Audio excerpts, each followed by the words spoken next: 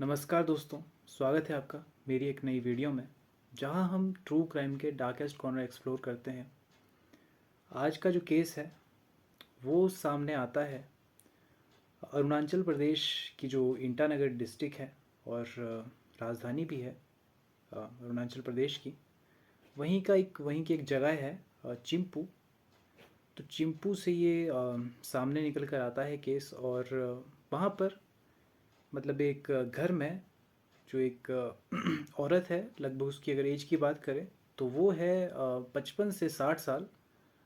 और उसकी मतलब डीकम्पोज बॉडी मिलती है एक बैम्बू के जो घर है उसका जो किचन है उसमें मतलब एक फ्लोर के नीचे दफनाया गया होता है उसको। और ऑलमोस्ट वो जो बॉडी थी उसकी वो सड़ गई थी, क्योंकि उसका शायद मर्डर था वो काफ़ी दिन पहले किया गया था। लेकिन ये सब कुछ किया किसने था, तो इसका पता करने के लिए और इसका पता कैसे लगा, तो इसका ही पहले मतलब अगर बात करें तो जो कॉल आई इसमें, जो चिंपू पुलिस स्टेशन है वहाँ पर कोई कॉल करता है। वो शायद से जो आसपास के पड़ोसी थे उन्हें शायद कुछ एक स्मेल आती है काफ़ी, क्योंकि बॉडी जो है वो पूरी तरह से सड़ चुकी थी। तो उन्हें जब उस चीज़ की मतलब स्मेल आती है तो वो शायद संपर्क करते हैं एक मतलब इमरजेंसी सर्विस से कहीं। तो वो मतलब जो है वो उन्हें पुलिस को कॉल करते हैं कि एक जो मतलब चिंपू एरिया है वहाँ पर एक पावर हाउस के पास एक बैम्बू का घर है जहाँ पर मतलब जहाँ के किचन में जो है एक बॉडी दफन है। और उसका पहले पता नहीं था कि किसकी मतलब वो बॉडी है। लेकिन उसमें अगर बात करें कि ये बॉडी का पता मतलब किसने लगाया और ये कौन थी, तो इसमें महिला का मतलब नाम एक तरह से इन्होंने शो नहीं किया है किसी पर्पज़ से। लेकिन जो उसका मतलब महिला का बेटा था उसने ये कंफर्म किया कि ये मेरी माँ है। और काफ़ी दिन से उन्हें ढूंढने की कोशिश कर रहे थे उनके परिवार वाले, लेकिन शायद से उन्होंने रिपोर्ट नहीं की होगी उस चीज़ की। लेकिन और इसी वजह से जो वहाँ की पुलिस थी उन्हें पहले नहीं पता लग पा रहा था कि आखिर है कौन। लेकिन और जो मतलब उसका वो वहाँ पर किराए पर रहती थी जो महिला थी, और उसका जो मतलब मेन मालिक था वो भी फरार था। लेकिन पुलिस को पहले शायद उस पर शक उतना नहीं था, क्योंकि इस केस की अगर छानबीन की बात करें तो वो मतलब ईटानगर के जो एसपी है उन्होंने मतलब इसकी छानबीन की थी। और अगर और उसके बाद जब वो वहाँ पर पहले उन्होंने टीम भेजी थी अपनी, जो चिंपू की मतलब टीम थी वहाँ पे पुलिस स्टेशन की, वो वहाँ पर पहुँचती है। और उन्हें कुछ भी मतलब ऐसा नहीं मिलता वहाँ पर, कोई सुराग की कोई चाकू मिला हो या फिर कोई भी ऐसे चीज़ें उन्हें नहीं मिलती। और लेकिन शक ऑब्वियस सी बात है कि उसी पर जाता है जो उसका मकान का मालिक था। तो इस उसी को ढूंढने के लिए पुलिस जो है, पुलिस जो अरुणाचल प्रदेश के सभी एरिया चेक करते हैं। और आसपास के एरिया जहाँ पर एक नेपाली बस्ती होलांग जगह है एक, वहाँ पर जाते हैं। और वहाँ पर लोग उन्हें कहते हैं कि वो मतलब 17 सितंबर को, अगर उसकी बॉडी की बात करें कि जो महिला की बॉडी थी वो मिली थी 23 सितंबर को। तो 17 सितंबर को जो उसका मतलब जो बैम्बू का घर था और उसका जो मतलब जिससे मतलब वो महिला जो रहती थी जिसके किराए के घर में, वो उसका नाम अगर बात करें तो वो था कमल प्रधान। जिसकी एज की अगर बात करें तो वो थी 65। सो 65 साल का या फिर ऐसे ही था, मतलब कुछ 60 से 65 के बीच।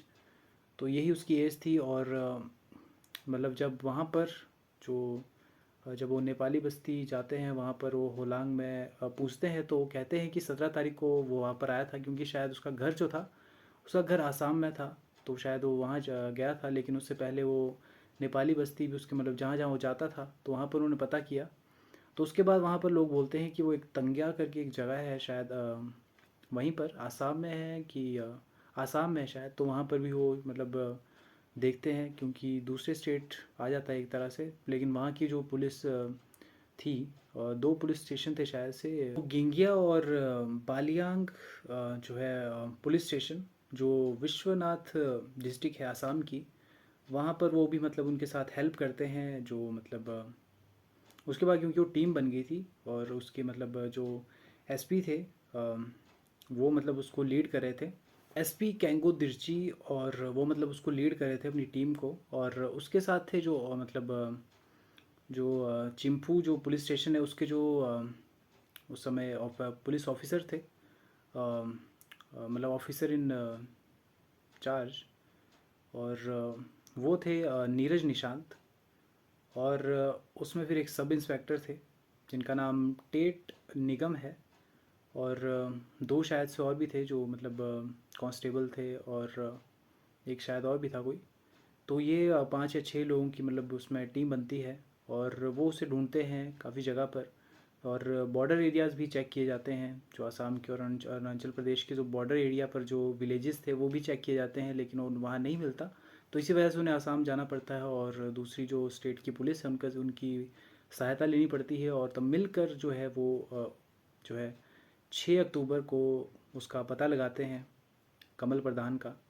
जो मतलब एक जगह वो रेड मारते हैं, और अगर जहाँ पर वो शायद रेड मारते हैं उसकी अगर जगह की बात, माजुली पाथर करके एक जगह है वहाँ पर। और वहाँ से जो है उसको अरेस्ट किया जाता है कमल प्रधान को। और उसके बाद जब उससे इन्वेस्टिगेशन की जाती है तो वो पहले मतलब कुछ भी नहीं बताता। और जब अगले दिन जब उसे पकड़ा जाता है तो जो एसपी थे, एसपी का जब प्रेस कॉन्फ्रेंस होती है और उनसे पूछा जाता है सब चीज़ के बारे में, तो वो कहते हैं, लेकिन पहले उनका मतलब उस चीज़ पे शक नहीं था। जब बॉडी मिली थी तो कहीं ना कहीं वो बोल रहे थे कि ऐसा नहीं भी हो सकता कि वो वही मर्डर हो, और मतलब उसने ही ये सब कुछ किया हो। लेकिन जब वो छुप रहा था और भाग रहा था, लेकिन उसके बाद भी उसको मतलब कन्फेस नहीं किया। और अगर बात करें कि मतलब उस महिला की मौत किस वजह से हुई थी, तो वो उसके बाद ही पता लगेगा। मतलब जब ये उन्होंने भी कंफर्म किया एसपी ने कि जब विस्केरा रिपोर्ट आएगी, डीएनए रिपोर्ट आएगी और पोस्टमार्टम जब चीज़ें होगी, तभी ये चीज़ें पता लगेगी कि किस वजह से महिला की जान गई थी। क्योंकि जो कमल प्रधान है वो तो, उसकी जो इन्वेस्टिगेशन है वो कहीं ना कहीं पुलिस जो मतलब प्राइवेटली मतलब वो अभी तक मतलब सामने नहीं आई है। लेकिन उसकी जो इन्वेस्टिगेशन हो रही है काफ़ी अच्छे से। और लेकिन ये केस जो है ये पिछले महीने का था, और अभी तक इसमें कोई ऐसा खासा अपडेट आया नहीं है। लास्ट में जब उसे पकड़ा गया था तो कहीं ना कहीं वो भी मतलब कस्टडी में ही है, और उसने अपना जुर्म भी कबूल कर लिया होगा। लेकिन उसके बाद की जो सारी रिपोर्ट्स है या फिर कुछ भी है वो अभी तक पेंडिंग ही है, उसका कुछ रिज़ल्ट नहीं आया है। और यही कहीं ना कहीं हमारा जो देश का कानून है और जो संविधान है उसमें कहीं ना कहीं ऐसे प्रावधान है जहाँ पर ऐसी चीज़ें होने में काफ़ी ज़्यादा लंबा समय लग जाता है। अब इस केस को ही शायद पूरा होने में 3 से 4 महीने या उससे भी ज़्यादा समय लग सकता है। तो इसलिए ये चीज़ें काफ़ी बड़ा लैक है एक तरह से। लेकिन इस केस की अगर बात करें तो वही है कि जो बेटा था उसने अपने मतलब उसको पहचाना था, लेकिन जो पुलिस है वो अभी भी कहीं ना कहीं उन्हें कंफर्म नहीं हो रहा। और क्योंकि रिपोर्ट मतलब वो नहीं आई अभी तक, रिपोर्ट नहीं आया, तो रिपोर्ट के बाद ही एक्चुअल में पता लगेगा कि ये महिला कौन थी। और मतलब चीज़ें सभी उसके बाद ही कंफर्म होगी। लेकिन जो उसका बेटा है और जो परिवार है शायद बाकी का, उसके बारे में कुछ जानकारी नहीं दी है। लेकिन बस इतना ही बताया गया कि जो उसका बेटा था उसने ही अपनी मतलब क्योंकि वो वहीं पर रहती थी। और जो कि मतलब और वो जो कमल प्रधान था उसकी बात करें तो वो झाड़ फूक का शायद कहीं कहीं जो न्यूज़ रिपोर्टर है या फिर कम जो मतलब एसपी है उन्होंने भी ये मेंशन किया कि वो जो है झाड़ फूक करता था। जो मतलब एक जॉन्डिस बीमारी होती है उसके लिए, मतलब उसका जब होता है उसके इलाज के लिए, तो उसका इलाज करता था कहीं ना कहीं। तो वो उसके लिए मतलब वही काम था उसका। और जो शायद से वो महिला थी वो भी उसकी हेल्प करती थी, और इसी वजह से उसने मतलब उसको वहाँ पर रखा था। लेकिन अगर बात करें कि पुलिस को कहीं ना कहीं जब इन्वेस्टिगेशन उन्होंने की थी तो उन्हें शायद ऐसा ही लग रहा था उसकी मतलब बातों से। उसने कहीं ना कहीं मतलब वो किया कि पर्सनल कुछ ग्रजेस थे और उनका शायद रिलेशन भी हो, ऐसे भी कहीं कहीं मतलब रिपोर्ट में नाम आया है कि उनके कुछ तो मतलब या फिर वो किराया नहीं दे रही होगी और काफ़ी समय से वहाँ पर रह रही थी। तो ये सब चीज़ें थी कुछ, लेकिन उसने ये अभी तक नहीं बताया है। और अगर बताया भी होगा तो ये जो पुलिस मतलब जो डिपार्टमेंट है उन्होंने आगे ये शो नहीं किया। ऐसा कुछ भी आम जनता को ऐसा कुछ नहीं बताया। और इसकी जो इन्वेस्टिगेशन है वो प्राइवेटली अब हो रही है, क्योंकि जो मुजरिम था वो मतलब पकड़ लिया था, और उसके लिए मतलब बिना किसी फ़ोटो के, बिना किसी सबूत के जो मतलब एक तरह से क्रिमिनल को पकड़ना ये काफ़ी वैसे मुश्किल था, क्योंकि वो अपने जहाँ पर वो रहता था वहाँ पे भी वो नहीं था। लेकिन ये कहीं ना कहीं बात करें तो जो मतलब दो स्टेट की पुलिस थी, पुलिस डिपार्टमेंट था, उन्होंने काफ़ी अच्छे से इस चीज़ को मतलब हैंडल किया, और इतनी जगह पर उन्होंने सर्चेज़ किए। तो वो भी काफ़ी सही था। और इसी कारण से जब उन्होंने इस चीज़ को शुरू किया 25 सितंबर को, पहले तो मतलब वो अलग अलग ही मतलब देख रहे थे, काफ़ी टीम्स बना रखी थी, लेकिन बाद में एक स्पेशल टीम बनाई जिसमें सब इंस्पेक्टर, एसपी, डीएसपी, वो सब शामिल थे, और कांस्टेबल वो सब शामिल थे, और 6 से 7 लोगों की जो मेन ऑफिसर्स थे उनकी रिपोर्ट थी, और दूसरे जो मतलब स्टेट भी इसमें शामिल हुआ, क्योंकि वो वहाँ पर ही था, तो ऑब्वियस सी बात है कि वो वहाँ पर ही भाग गया होगा उसके बाद, ये सब कुछ करने के बाद।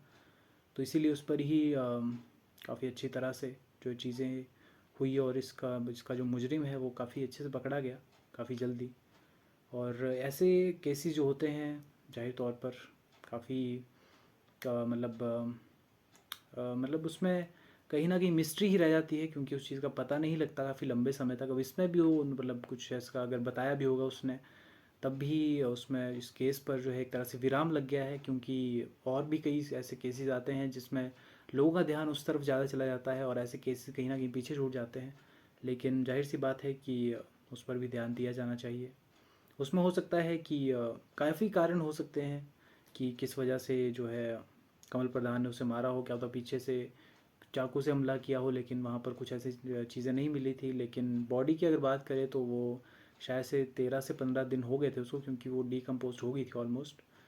तो काफ़ी ये केस डिस्टर्बिंग ही कहूँगा मैं, क्योंकि सारे ऐसे केसेस डिस्टर्बिंग ही होते हैं जिसमें भी इतनी बुरी तरह से हत्या कर दी जाती है। लेकिन शायद से अगर उससे पूछताछ की हो, कि अगर कड़ी पूछताछ करे उससे, तो जाहिर सी बात है कि वो अपना जुर्म कबूल कर लेगा, और उसने ही ये सब कुछ किया है, तभी वो सब भाग रहा था और छिप रहा था। तो इससे भी ये कंफर्म होता है। और तो इस केस के लिए इतना ही था, ज़्यादा बड़ा एक केस था नहीं। और इसके बाद की जो इन्वेस्टिगेशन है वो कहीं ना कहीं शायद अभी आने में और टाइम लगेगा। तो इसी वजह से अगर इसके केस के रिलेटेड कोई भी अगर कुछ भी पता लगता है, तो मैं उसका अपडेट या फिर एक नई वीडियो में छोटी सी मतलब वीडियो उसके ऊपर डाल दूँगा, अगर किसी को मतलब इंटरेस्ट हो। लेकिन इतने ज़्यादा केसेस आ रहे हैं कि लोगों को सतर्क होना जाहिर सी बात है कि काफ़ी ज़रूरी हो गया है। और आए दिन ऐसी चीज़ें हम अक्सर सुनते हैं, हर मतलब इंडिया में हर एक दिन ही कहीं ना कहीं क्राइम की मतलब न्यूज़ आई जाती है कि कहीं ना कहीं कुछ चीज़ हो जाती है इस रिलेटेड भी। और मर्डर होना तो काफ़ी मतलब आम चीज़ हो गई है, और इसका कारण मेरे हिसाब से यही है कि जो अपने देश की जो संविधान के जो जितनी भी ये सेक्शंस है जिसमें इतना समय लग जाता है, और इनके लिए कड़ी सज़ाएं नहीं है, इस वजह से ही ये फ्रीली घूमते हैं उसके बाद, और इतना बड़ा क्राइम करने के बाद भी ये सोचते हैं कि हमें तो कुछ होगा ही नहीं फिर। और ऐसा नहीं, ये मतलब सही साबित भी हो जाती है ये चीज़, क्योंकि देखने को मिलता है कि इसमें इतने केसेस में काफ़ी ज़्यादा समय लग जाता है। तो दोस्तों इस केस के लिए बस इतना ही था, और मिलता हूँ आपसे एक नए केस में जिसमें काफ़ी ज़्यादा मज़ा आएगा। और इसकी भी अगर कुछ पता लगता है तो ज़रूर बात करेंगे। तो मिलता हूँ आपसे अगली वीडियो में, तब तक के लिए बाय बाय दोस्तों।